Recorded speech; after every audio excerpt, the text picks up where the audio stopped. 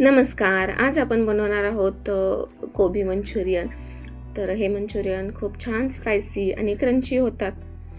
तर कोणी ह्याला चायनीज पकोडेसुद्धा म्हणतं किंवा मग चायनीज भजी किंवा मग गोबी मंचुरियन.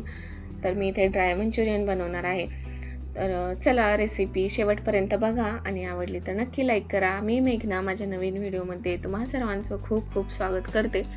इथे मी मीडियम आकाराचा कोबी घेतलेला आहे आणि तो छान असा किसून घेतला तर तुम्ही इथे बारीक करून घेऊ शकता किंवा मग चॉपरमध्ये सुद्धा बारीक करून घेऊ शकता. तर मी इथे छान असा सगळा कोबी किसून घेतलेला आहे. तर त्यामध्ये अर्धी वाटी मैदा, अर्धी वाटी कॉर्नफ्लॉवर, लाल तिखट, मीठ आणि आवडीनुसार सॉसेस ॲड करू शकता. तर मी इथे सोया सॉस आणि चिली सॉस ॲड केलेला आहे.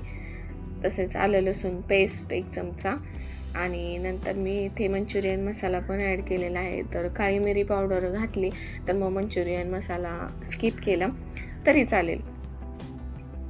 तर यामध्ये ऑलरेडी खूप पाणी असतं ना, त्यामुळे यामध्ये अजिबात पाणी घालायचं नाही.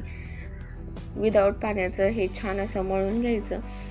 तर मी हे मळल्यानंतर ना लगेच करणार आहे, कारण की याला मग पाणी सुद्धा आणि हे पातळ होतं. मग त्यामध्ये मैदा ॲड केला की मग जास्त क्रंची होत नाहीत तर मऊ होतात. तर कोबी जास्त आणि मैदा कमी अशा पद्धतीने हे मिश्रण मी केलेलं आहे. तर इकडे तेल गरम करायला ठेवलं होतं आणि त्यामध्ये छान असे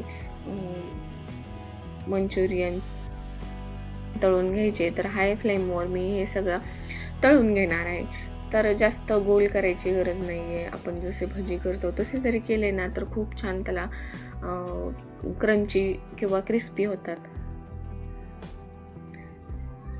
तर अशा पद्धतीने मी हे सगळे जे मंचुरियन छान असे करून घेतले आणि गोल्डन ब्राऊन कलर येईपर्यंत तळून घ्यायचे.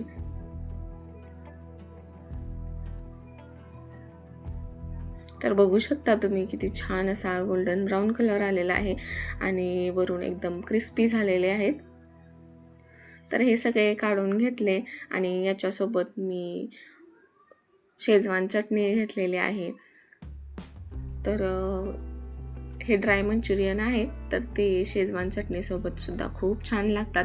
तर झटपट नाश्त्यासाठी किंवा स्नॅक्ससाठी काही बनवायचं असेल ना तर असे ड्राय मंचुरियन तुम्ही ट्राय करू शकता. तर कशी वाटली रेसिपी आवडली असेल तर नक्की लाईक करा आणि सबस्क्राईब करा आणि ही रेसिपी नक्की ट्राय करा. आवडली असेल तर लाईक करा. तर भेटू अशाच एका नवीन व्हिडिओमध्ये. तोपर्यंत बाय.